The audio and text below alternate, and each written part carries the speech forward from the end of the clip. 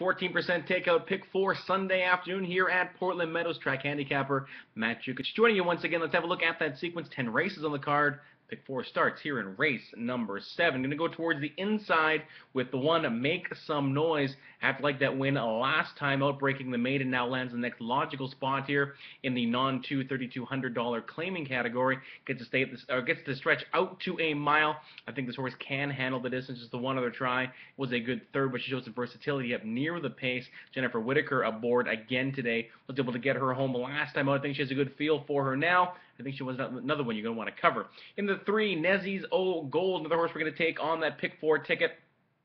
She's been a bit of a fringe player since showing up here at Portland with a pair of thirds and a fourth, but she does get to stretch out. She hasn't tried it for quite some time, actually since she was at Santa Anita way back in the beginning of 2014. Just some even efforts. It leads me to believe she could handle the extra ground. She's going to get a decent price in here anyway. She's 8-1 on the morning line. Matt Wagner Haggerty does take over, and I do think the drop from Allowance Field back into claiming should help as well. Also going to take the 5 Grind It Rose.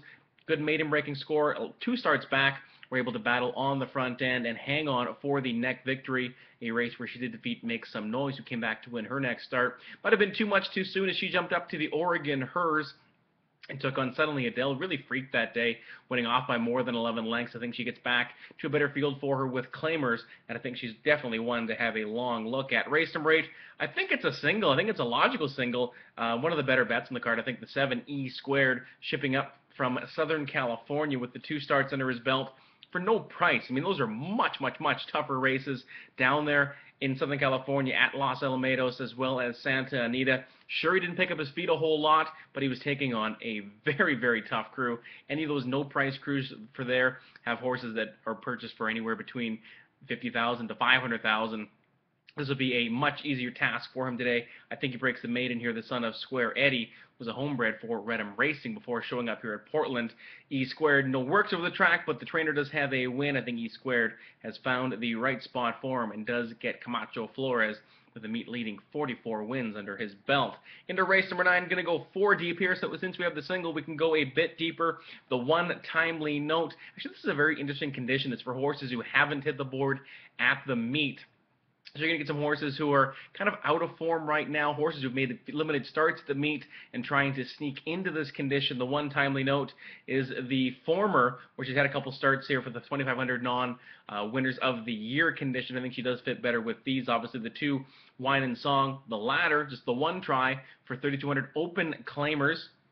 Let's get the blinkers off today. Chased around a very tough group that day with Bridge Jumper, General Day, and Mr. Leroy. I think this one should be much, much better and could wake him up. Also going to go towards the outside bomber for me, the 6, Yo Rocco. She's kind of a hunch play. He's ran some okay races. I think the easier company could shake things up for him. And the 8, Cash Gaming, another one with the 1 try in a race that he might have needed coming off the long layoff, being away for more than 2 years. I think he can move forward a second time out.